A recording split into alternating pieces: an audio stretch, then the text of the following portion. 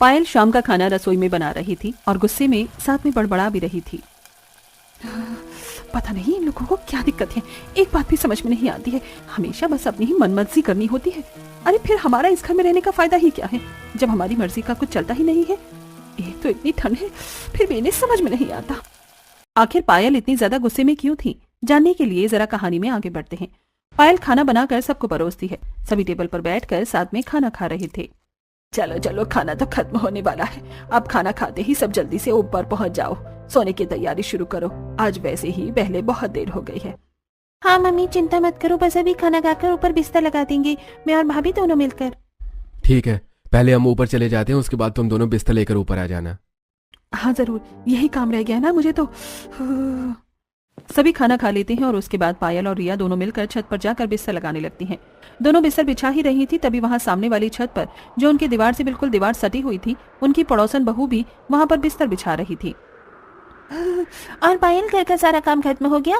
हाँ, सबने खाना पीना खा लिया है, अभी सबका बिस्तर लगा दूंगी, सब लेट जाएंगे, उसके बाद बस बर्तन धोने बचे हैं, जाकर वही धोऊंगी। एक तो इतनी ठंडी ठंडी हवा चल रही है और ठंड में रात को बर्तन धोना बड़ा मुसीबत होता है।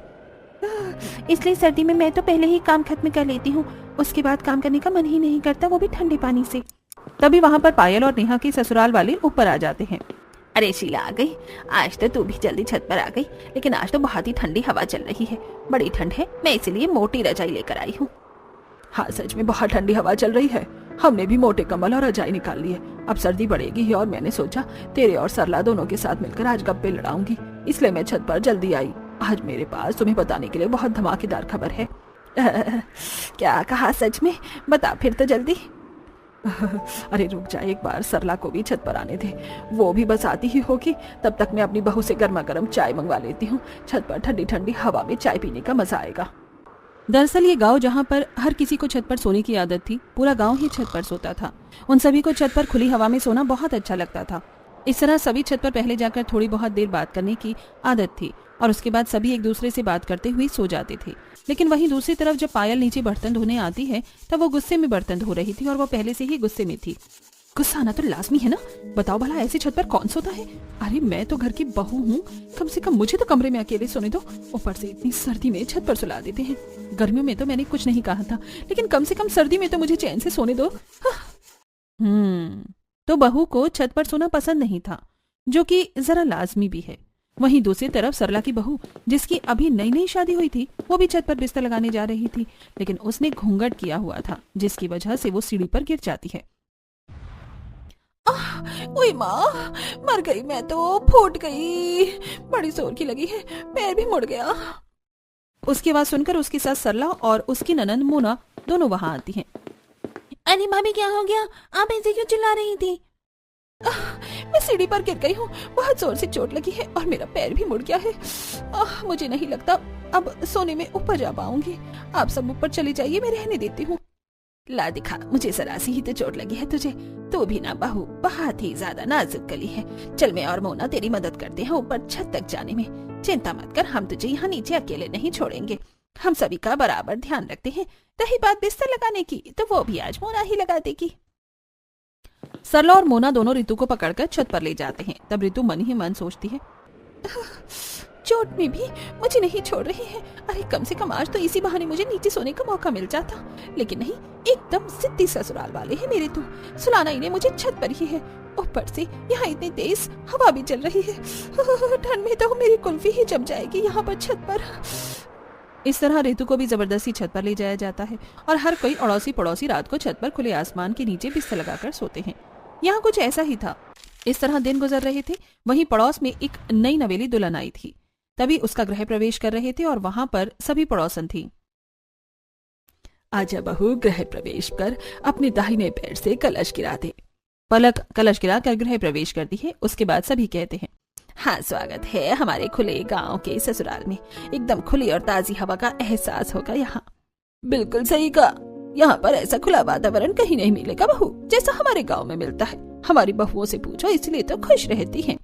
नई नवेली दुल्हन पलक को तो कुछ समझ में ही नहीं आता, लेकिन वहीं खड़ी पुरानी बहुएं कहती हैं, हाँ बिल्कुल बिल्कुल, हम तो कुछ ज्यादा ही खुश हैं यहाँ पर। हर रोज खुली हवा में सोने का हमें इतना अच्छा अवसर जो मिलता है, जिसकी वजह से हमारी रात की नींद पूरी नहीं हो पाती है। अरे कुछ दिन पहले मुझे चोट लग गई, लेकिन फिर भी जबरदस्ती मुझे छत पर लेकर गई है सुलाने के लिए। हाँ, और कल पूरी रात मुझे नींद नहीं आई। एक तो इतनी ठंडी हवा चल रही थी, ऊपर से मेरा कंबल भी इतना पतला था। आज भी मुझे खांसी जुकाम हो रखा है, लेकिन नहीं, इन्हें तो सिर्फ अपनी मर्जी चलानी है।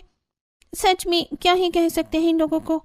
अब अगले दिन जब पलक रात को सभी को खाना बनाकर खिलाती है, खाना खाने के बाद वो जब अपने कमरे में जा रही थी, तब उसकी सास उसे रोकते हुए कहती है, अरे बेटा कहाँ जा रही है, चल जल्दी से बिस्तर लेकर छत पर चल, वहीं पर हमारा बिस्तर लगेगा। ये बात सुनकर पलक को बड़ी हैरानी होती है। क्या कहा, छत पर? लेकिन ऐसा क्यों? अरे हमारे यहाँ ऐसा ही होता है, हमारे यहाँ पूरा गांव छत पर ही सोता है। छत पर एकदम खुली और ताजी हवा जो चलती है, छत पर सोने का जो मजा है वो कहीं और नहीं। जल्दी कर, सब लोग छत पर आ गए होंगे। ये बात पलक को तो बड़ी अजीब लगती है, लेकिन वो कर भी क्या सकती थी। जैसा उसकी सास ने करने को कहा, उसने वैसा ही कर लिया। उनके पीछे पीछे छत पर चली जाती है और चारों तरफ नजरें घुमाकर देखती है कि लगभग पूरा गांव ही अपनी छतों पर बिस्तर बिछा रहा था और आधे लोग तो सो भी गए थे। तभी उनकी पड़ोसन सुनीता कहती है, अरे वाह, हमारी नई नवेली दुल्हन भी आ गई छत पर। कैसे नहीं आती, छत पर सोने का मजा ही जो अलग है। वही तो, छत पर खुले में सोना जितना मजा और कहीं हो भी सकता है भला। वहीं दूसरी तरफ सुनीता की बहू मन में सोचती है, ये लोग कुछ भी अपने मन में खुद ही सोच लेते हैं, हमें अच्छा लगेगा, लेकिन इन्हें कौन बताए हमें जो छत पर सोना बिल्कुल भी पसंद नहीं है, लेकिन जबरदस्ती ऊपर उठाकर ले आते हैं। मैं तो पलक का सोच रही हूँ, बेचारी को शादी के दूसरे ही दिन छत पर जाकर सोना पड़ रहा है। पता नहीं मन में क्या क्या सोच रही होगी। सभी बिस्तर लगाकर सो जाते हैं, लेकिन पलक, जिसके लिए ये सब बिल्कुल नया था, उसे बिल्कुल भी नींद नहीं आती। वो आंखें खोलकर देखती है कि उसके पूरे ससुराल वाले आराम से खर्राटे मारकर सो रहे थे। वो बड़ी परेशान हो जाती है। यार, यहाँ छत पर कितनी तेज हवा चल रही है। मेरे ससुराल वाले नहीं, मुझे तो लगता है पूरे गांव वाले ही पागल हैं। भला ऐसी सर्दी में इतनी ठंडी हवा में छत पर कौन सोता है? सभी लोग कैसे खर्राटे मारकर सो रहे हैं? मुझे तो बिल्कुल नींद नहीं आ रही, मुझे तो बहुत ठंड लग रही है। इस तरह पूरी रात ठंडी हवा में पलक की कुल्फी जम जाती है। वो पूरी रात एक पल भी चैन से नहीं सो पाती और बस करवट बदलती रह जाती है। अगले दिन सुबह पलक सभी को चाय बनाकर देती है। ठंड में सुबह सुबह चाय का अलग ही मजा है। अच्छा बहू, एक बात बता, रात को तुझे मजा आया ना ऊपर सोने में? हे भगवान, ये कैसा सवाल हुआ? मजा तो आया ही होगा माँ। अब ठंड में यहाँ पर इतनी खुली और ताजी हवा में छत पर सोने का मौका मिलेगा तो हर किसी को अच्छा तो लगेगा ही। हे भगवान, मुझे तो मेरा पति भी बिल्कुल पागल ही लगता है। ठंड में छत पर कौन सोता है? इस तरह सभी गांव वाले हर रोज छत पर ही सोते थे, लेकिन बहुओं को बिल्कुल भी नींद नहीं आती थी। ना तो उन्हें बिल्कुल भी आदत थी छत पर सोने की, और ऊपर से उन्हें बहुत सी परेशानी भी होती थी। एक रात जब सभी आराम से सो रहे थे, तब पायल, अरे यार, छत पर तो इतने मोटे मोटे मच्छर हैं, लगता है एक ही दिन में ये मेरा सारा खून पी जाएंगे। अब क्या करूं? ऊपर से मुझे बहुत ज्यादा ठंड भी लग रही है।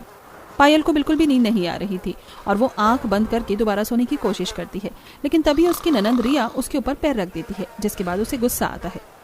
लो जी, बस इसी चीज की कमी रह गई थी। मेरे ऊपर इतना भारी 10 किलो का पैर रख दिया है। सब इतना चिपक कर सोते हैं, बिल्कुल नींद नहीं आती है। पायल गुस्से में रिया का पैर उठाकर फेंक देती है और दोबारा सोने की कोशिश करती है, लेकिन इस बार रिया उसके ऊपर हाथ रख देती है। कौन सी मनहूस घड़ी में मैं आकर इस गांव के ससुराल में फंस गई हूँ। सिर्फ इस ससुराल में नहीं, इस गांव के किसी भी ससुराल में आना बेवकूफी है। इस बार पायल उसका हाथ हटाती है और उसके बाद वो उठकर टहलने के लिए छत के दूसरे कोने पर जाती है।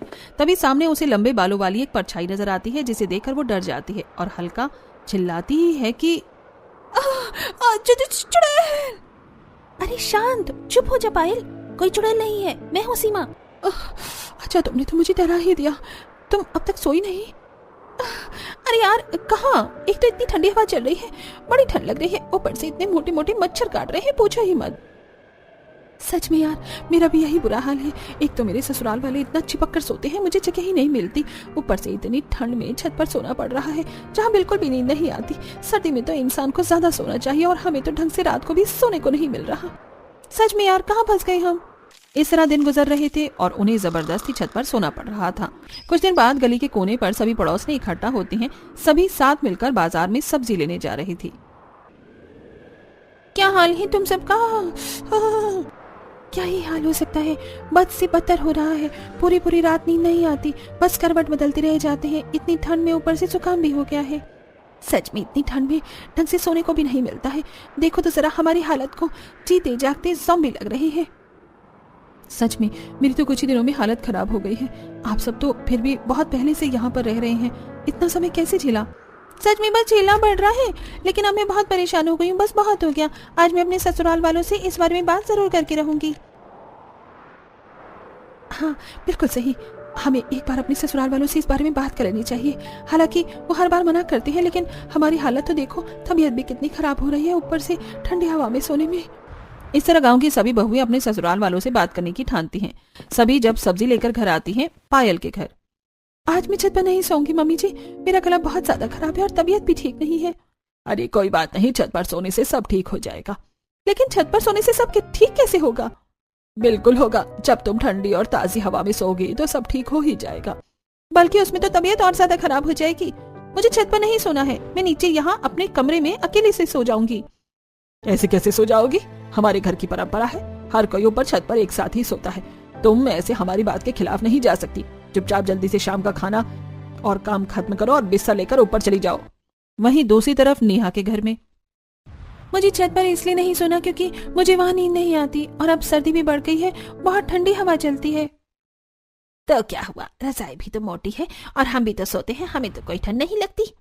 लेकिन माँ जी क्या छत पर सोना इतना ही जरूरी है? अब सर्दी है, बिल की भी कोई चिंता नहीं। अब तो मैं कम से कम आराम से अपने कमरे में नीचे सो सकती हूँ। नहीं, तुम्हें पता है हमारे गांव में ऐसा ही होता है। पूरा परिवार एक साथ मिलजुल कर रहता है और सभी काम एक साथ करता है। हम खाना भी एक साथ बैठकर खाते हैं और सोएंगे भी एक साथ ही। आगे से इस बारे में कोई बात ना हो। इस तरह हर किसी को वही बात सुनने को मिलती है। अरे भला सोने एक साथ क्यों जरूरी है? अलग अलग भी तो सो सकते हैं। लेकिन नहीं, इन्हें तो सोना भी एक साथ ही है। अगले दिन शाम को, आजकल छत पर सोने में कितना मजा आ रहा है ना, कितनी ठंडी मस्त हवा चलती है। सच में मजा आ जाता है। लेकिन कल मेरी बहू ऊपर छत पर सोने से मना कर रही थी। अरे मेरी बहू भी मना कर रही थी, मैंने तो डांट दिया। हाँ मैंने भी वही डांट दिया। बताओ, उन्हें तो कुछ पता ही नहीं है कि छत पर सोना कितना अच्छा होता है। हाँ मेरी नई नवेली बहू भी कल मना कर रही थी, लेकिन मैंने उसे भी समझाया कि ऊपर खुली और ताजी हवा में सोना कितना अच्छा होता है। एक तरफ बहुओं का अलग मत था और दूसरी तरफ सास का अलग, लेकिन अंतिम फैसला तो सास का ही चलना था। जब सीधे तरीके से बात करने पर काम नहीं चला, तब सभी बहुएं फैसला करती हैं। कहते हैं जब घी सीधी उंगली से ना निकले तो उंगली टेढ़ी करनी पड़ती है। तो दीदी चम्मच से घी निकाल लो। अरे पलक, ये कहावत है। बात यह है कि हम आखिर क्या ऐसा कर सकते हैं जिससे हमारे ससुराल वाले छत पर सोना छोड़ दें? क्यों ना हम अपनी ससुराल वालों को डराने की कोशिश करें। हम रात को फोन में नकली चुड़ैल की आवाज लगा देते हैं तो उन्हें लगेगा कि गांव में कोई भूत का साया है, जिसके बाद सभी छत पर जाकर सोना छोड़ देंगे। आइडिया तो अच्छा लग रहा है। बस उसी रात वो सब अपना प्लान शुरू कर देती हैं। सभी छत पर बिस्तर लगा ही रही थी, तब पायल, ऋतु, नेहा, सीमा और पलक एक दूसरे से इशारे में बात कर रही थी और सभी के सोने पर सही समय का इंतजार कर रही थी। जब सभी सो जाते हैं तो वो अपने अपने फोन में चुड़ैल की नकली आवाज लगा देती हैं और थोड़ी देर बाद, अरे मेरे ससुराल वाले उठ क्यों नहीं रहे हैं? ये तो आराम से घोड़े बेच कर सो रहे हैं। वहीं दूसरी तरफ, मैं तो ठंड में जम जाऊंगी। इतनी देर से ठंड में इंतजार कर रही हूँ कि कोई तो डर कर चिल्लाएगा, लेकिन यहाँ सभी आराम से खर्राटे मारकर सो रहे हैं। धत तेरे की, मेरा ये प्लान तो फेल हो गया। प्लान फेल होने के बाद लगता है हमें हर रोज छत पर ही सोना पड़ेगा। इस प्लान से तो कोई भी नहीं उठा। डरना तो दूर की बात है, अब सो ही जाती हूँ। वैसे भी इतने दिनों से ठीक से सोई तक नहीं हूँ। पलक रजाई में मुंह ढककर सो जाती है। अगले दिन पांचों मिलती हैं। कल का प्लान तो बिल्कुल फेल हो गया। क्यों ना इस बार हम उन्हें किसी सांप या बिच्छू से डराएं। अरे अगर हम उन्हें इससे डराएंगे तो हमारा भी तो नुकसान होगा। हम खुद डर जाएंगे। भला सांप और बिच्छू कोई खेलने की चीज थोड़ी है। अरे तो असली कौन लेकर आएगा? ना नकली लाएंगे। हम इसे कोई एक ही ये काम करेगा ताकि सभी भी डर जाएं और हमारा भांडा भी ना फूटे, क्योंकि नकली की बात तो जल्दी ही फैल जाएगी। अगले प्लान को अंजाम दिया जाता है। जब सभी सो रहे थे तब सबसे पहले पायल अपने ससुराल वालों के ऊपर सांप डालती है। जैसे ही रमेश को एहसास होता है कि उसके ऊपर कुछ है तो वो उसे हटाने की कोशिश करता है। तब उसके हाथों से छूकर एहसास उसे होता है कि ये कोई अजीब सी चीज है। वो जैसे ही उठकर उसे पकड़ता है तो अंधेरे में उसे एहसास होता है कि उसने सांप पकड़ा है। जिसके बाद वो तेजी से चिल्लाता है, अरे बचाओ बचाओ, सांप आ गया, सांप आ गया। उसकी आवाज सुनकर सभी उठ जाते हैं और तभी रमेश बड़ी जोर से सांप को दूर फेंकता है और वो उनके बगल वाली छत पर सीधा महेश के ऊपर जाकर गिरता है जो सो रहा था। महेश को भी किसी के होने का एहसास होता है और जैसे ही वो देखता है तो वो भी चिल्लाकर उसे दूर फेंक देता है। इसी तरह सभी उठ जाते हैं। और क्या हुआ जी, क्या देखा आपने? अरे मेरे ऊपर सांप आया था, मैंने उसे अभी फेंका है। क्या कहा बाबा जी? सांप आ गया? देखा, यहाँ खुले में सोना बिल्कुल भी सेफ नहीं है, बहुत खतरनाक हो सकता है। वहीं बगल वाली छत से महेश भी डरते हुए कहता है, अरे मेरे ऊपर भी सांप आ गया था, मैंने अभी दूर फेंका है। ये तो बहुत खतरनाक बात है, अचानक से यहाँ सांप कैसे आ गया? देखो वो कोने में पड़ा है, हमें लाइट जलाकर देखना चाहिए, उसे भगाना चाहिए, नहीं तो खतरनाक हो सकता है। वो सब लाइट जलाकर देखते हैं तो उन्हें पता चलता है कि वो तो नकली सांप था। इसके बाद उन सबको गुस्सा आ जाता है। ऐसा मजाक करते हुए किसी को शर्म नहीं आती? किसने किया है हमारे साथ ऐसा भद्दा मजाक? अरे सच में ये तो बहुत गलत बात है, किसी को ऐसा नहीं करना चाहिए। बताओ कितनी ज्यादा गलत बात है। अगर हमें पता चल गया ना ऐसा मजाक किसने किया है तो हम उसे छोड़ेंगे नहीं। सोते हुए भी कोई किसी को डराना अच्छी बात है क्या? उन पांचों को जब एहसास होता है कि उनका भांडा फूट गया है तब सभी नर्वस होती हुई कहती हैं, सच में आंटी जी आप बिल्कुल सही कह रही हैं, जिसने भी ऐसा मजाक किया है बहुत गलत किया है। हाँ बिल्कुल सही किया। भला ऐसे सब करना भी शोभा देता है क्या? वही तो बहुत गलत बात थी। ये तो शुक्र है कि असली सांप नहीं था, लेकिन अगर असली सांप छत पर आ जाता तो कितना गलत हो जाता। हमें ऐसे बाहर खुले में नहीं सोना चाहिए, थोड़ा सावधानी रखनी चाहिए। हाँ चलो, शुक्र था कि यह असली सांप नहीं था और असली सांप आएगा भी नहीं। चिंता मत करो, हम इतने सालों से छत पर सो रहे हैं, आज तक ऐसा कुछ भी नहीं हुआ। बस किसी मूर्ख इंसान ने नकली सांप फेंक कर भद्दा मजाक किया है। यहाँ असली सांप वगैरह कुछ भी नहीं आने वाला, सब आराम से सो जाओ। इस तरह सभी अगल बगल में छत पर एक दूसरे को समझाकर और बात करते हुए वापस से सो जाते हैं। फिर से पायल भीड़ में सोते हुए सोचती है, अब इतनी ठंड में छत पर ही सोना होगा। हे भगवान, मेरा तो दूसरा प्लान भी फेल हो गया। मुझे तो लगता है बुढ़ापे तक मुझे छत पर ही सोना होगा। तभी रिया अपना पर पायल पैर रख देती है। हाँ बस इसकी और कमी बाकी थी। इस तरह उन सभी ने अब हार मान ली और उनके ससुराल वाले यानी पूरा ही गांव छत पर सोना नहीं छोड़ सकता था। लेकिन वहीं दूसरी तरफ हर किसी की अब तबीयत कुछ ज्यादा ही खराब हो रही थी। अरे मुझे तो इतनी ज्यादा खांसी हो रही है, समझ नहीं आ रहा क्या हो रहा है। अरे मुझे खुद खांसी जुकाम हो रहा है, पता नहीं क्या है। गांव में लगभग सभी को एहसास हो रहा है। आप मेरी बात मानिए चाहे मत मानिए, लेकिन ये सब ऊपर छत पर सोने की वजह से ही हो रहा है। इतनी ठंडी हवा में हम छत पर सोएंगे तो तबीयत खराब होगी ही। नहीं, हम हर साल सर्दी में छत पर ही सोते थे, लेकिन पहले तो कभी ऐसा नहीं हुआ। हवा की वजह से ऐसा नहीं हो रहा है और थोड़ा बहुत तो हर सर्दी में होता ही है। इसकी वजह से हम खुली ताजी हवा में सोना कैसे छोड़ सकते हैं। वहीं दूसरी तरफ सीमा के घर में सबकी हालत खराब थी। अरे मुझे तो बुखार भी हो गया है, पता नहीं कैसा सर्दी का मौसम आता है, हर बार बीमार करके जाता है। मैं कह रही हूँ सब ऊपर छत पर ठंडी हवा में सोने से हो रहा है। ऐसा नहीं है, हम इतने समय से छत पर सो रहे हैं और मैं भी तो छत पर सोता हूँ, लेकिन मैं तो बिल्कुल ठीक हूँ, मुझे कुछ नहीं हुआ। सीमा की सास की तबीयत तो खराब ही थी, लेकिन उसके बच्चे की भी तबीयत खराब हो रही थी। फिर भी कोई समझने को तैयार नहीं था। बेटा ये बुखार की दवाई पी लो वरना तबीयत ज्यादा खराब हो जाएगी। नहीं मम्मी, दवाई बहुत ज्यादा कड़वी है, मुझे पसंद नहीं है। मैं जानती हूँ बेटा, दवाई कड़वी है, लेकिन तुम्हें दवाई तो पीनी ही होगी वरना तुम ठीक कैसे होगे। अच्छा चलो दवाई पी लो, फिर मैं तुम्हें बहुत टेस्टी चीज खिलाऊंगी। जैसे तैसे करके बच्चे को समझाकर सीमा दवाई पिलाती है। सबकी तबीयत खराब थी, लेकिन फिर भी कोई भी छत पर सोना नहीं छोड़ रहा था। कुछ दिन बाद सभी के टेस्ट करवाए जाते हैं और लगभग काफी ही लोगों की तबीयत ज्यादा खराब थी। जब गांव का डॉक्टर ये रिपोर्ट देखता है तो वो अपने जूनियर डॉक्टर के साथ गांव में कैंपेन के लिए जाता है। वहां पर वो सरपंच के साथ मिलकर सभी गांव वालों को इकट्ठा करते हैं। तो बताइए डॉक्टर साहब, ऐसी कौन सी बात है जो आप हम सभी गांव वालों से करना चाहते हैं और जो बहुत जरूरी है? क्या कोई समस्या है? हाँ सरपंच, बिल्कुल बहुत बड़ी समस्या है जो इस गांव में हवा चल रही है। ये बात सुनकर एक बार को सभी गांव वाले घबरा जाते हैं। लेकिन ऐसा क्या है जिसकी वजह से सभी गांव वालों को खतरा है? मैं आप सभी को समझाता हूँ। देखिए, आप सभी बहुत समय से ही छत पर सो रहे हैं, जो कि बहुत अच्छी बात है। हमें ऐसा करना चाहिए। छत पर ठंडी और ताज़ी हवा में सोने पर हमारा शरीर मजबूत होता है और इम्यूनिटी सिस्टम भी अच्छा होता है। अरे बिल्कुल सही कहा डॉक्टर आपने, इसीलिए तो हम सभी पूरा गांव मिलकर छत पर रात को सोते हैं। वहीं दूसरी तरफ बहू वाला ग्रुप, ये डॉक्टर सटिया क्या है क्या? हमारी मुसीबत कम करने की बजाय बढ़ा रहा है। डॉक्टर आगे अपनी बात कहते हैं। हाँ बिल्कुल, हमारे पूर्वज भी पहले छत पर सोते थे, क्योंकि पहले बहुत सारे पेड़ पौधे होते थे, खुली हवा होती थी। पहले इतनी गाड़ियां और टेक्नोलॉजी भी नहीं थी, लेकिन अब धीरे धीरे जमाना बदलने लगा है, टेक्नोलॉजी होने लगी है। अब घर में हर फ्रिज, एसी, टीवी और बहुत सी बाइक और गाड़ियां भी हैं, जिसकी वजह से हवा दिन ब दिन दूषित होती जा रही है। खासकर सर्दियों के मौसम में, जिस समय पराली भी बहुत ज्यादा जलती है, जो कि पॉल्यूशन का बहुत बड़ा कारण है। अरे बिल्कुल सही कहा आपने, लेकिन इन सब बातों का क्या तात्पर्य है? इन सभी बातों का तात्पर्य है कि अब जो आज की हवा है वो पहले के जमाने की तरह बिल्कुल शुद्ध और ताजी नहीं रही, जिसकी वजह से हमारे शरीर में बहुत गंदी हवा जाती है। दिन में तो हमारी मजबूरी होती है घर के बाहर जाकर खेतों में काम करना या हमारा नौकरी करना, लेकिन रात को आप सभी की ऐसी कौन सी मजबूरी है जो आप सब छत पर सोकर इतनी गंदी हवा को अपने शरीर के अंदर लेकर जा रहे हैं। रात को तो हमारा शरीर रेस्ट करता है, सारी गंदी हवा को बाहर निकालता है, लेकिन आप सभी उसे रेस्ट देने के बजाय वही गंदी पोल्यूशन वाली हवा में सोकर अपने शरीर को और दूषित कर रहे हैं। ये बात सुनकर सभी गांव वाले हैरान हो जाते हैं और समझने की कोशिश करते हैं कि आखिर डॉक्टर सच में उनसे क्या कहना चाह रहे थे। देखिए, इसीलिए आधे से ज्यादा गांव बीमार हो रहा है।